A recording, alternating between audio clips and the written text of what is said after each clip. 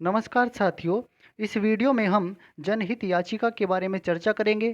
क्या होती है जनहित याचिका, कैसे इसको दायर करते हैं और क्यों इसको दायर किया जाता है। आपने ये शब्द ज़रूर समाचार पत्रों में, टीवी पर और अन्य सोशल मीडिया प्लेटफॉर्म्स पर ज़रूर सुना होगा। तो चलिए साथियों, शुरू करते हैं अपने इस वीडियो को।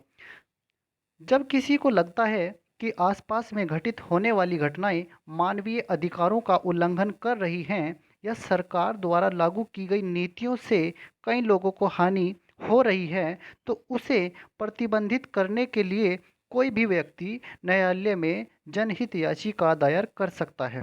जनहित याचिका पर न्यायालय द्वारा तत्काल सुनवाई करके कार्रवाई की जाती है।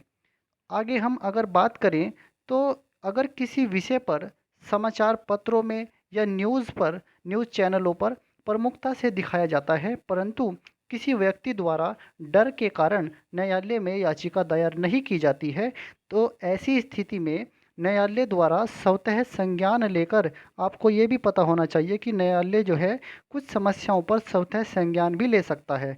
तो न्यायालय क्या करेगा, स्वतः संज्ञान लेकर उस पर कार्रवाई कर सकता है। इसे भी जनहित याचिका ही कहते हैं। अब बात करते हैं जनहित याचिका कहाँ दाखिल की जा सकती है। तो जनहित याचिका जो होती है, जनहित याचिका को हाई कोर्ट या सुप्रीम कोर्ट में ही दाखिल किया जा सकता है। इससे निचले स्तर पर इसे दाखिल नहीं किया जा सकता है। सबसे पहले आपको इसे हाई कोर्ट में ही दाखिल करना होता है। यदि किसी व्यापक मुद्दे पर जनहित प्रभावित हो रहा है, तो सीधे सुप्रीम कोर्ट में दाखिल इसको किया जा सकता है। याचिका जनहित है या नहीं, इसका निर्णय न्यायालय ही करता है।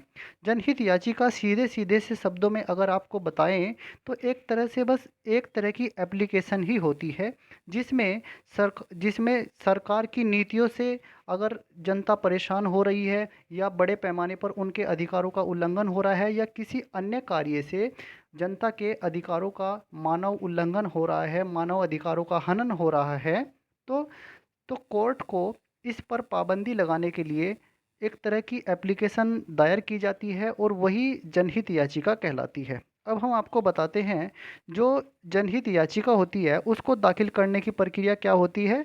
तो जनहित याचिका जो होती है वो दो प्रकार से दाखिल की जा सकती है। पहली तो है पत्र के माध्यम से और दूसरी है अधिवक्ता के माध्यम से। जब आप पत्र के माध्यम से दाखिल करते हैं तो तब तो आपको कोई फीस नहीं देनी होती है, लेकिन अगर आप अधिवक्ता के माध्यम से जनहित याचिका दायर करते हैं तब आपको वकील की फीस ज़रूर देनी होती है। अब हम बात करते हैं पत्र के माध्यम से कैसे दायर करते हैं जनहित याचिका को। यदि किसी व्यक्ति को लगता है कि उसके आसपास की घटनाक्रम में कई लोगों को समस्या का सामना करना पड़ता है, तो वह व्यक्ति हाई कोर्ट या सुप्रीम कोर्ट को लेटर लिख सकता है। इसी को ये जो लेटर लिखेंगे वो जिसमें वो समस्या के बारे में लिखते हैं और कोर्ट को इस समस्या से अवगत कराते हैं, यही याचिका ही कहलाती है जनहित याचिका। तो वो जब लेटर लिखेंगे तो लेटर में इसके लिए कुछ सबूत भी देने होंगे।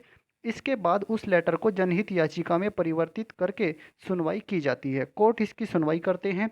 कोर्ट संबंधित पक्षों को नोटिस जारी करके कोर्ट में पेश होने का आदेश पारित करता है।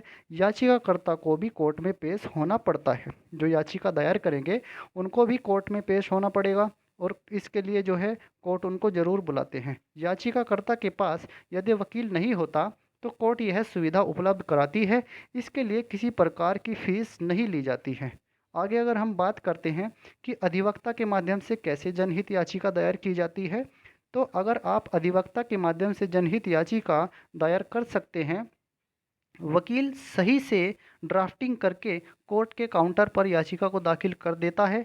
इसके लिए किसी प्रकार की फ़ीस कोर्ट द्वारा नहीं ली जाती है। कोर्ट तो इसके लिए कोई फ़ीस नहीं लेते हैं, परंतु आप जिस वकील के माध्यम से याचिका को दाखिल करते हैं, आपको उस वकील की फ़ीस देनी होती है।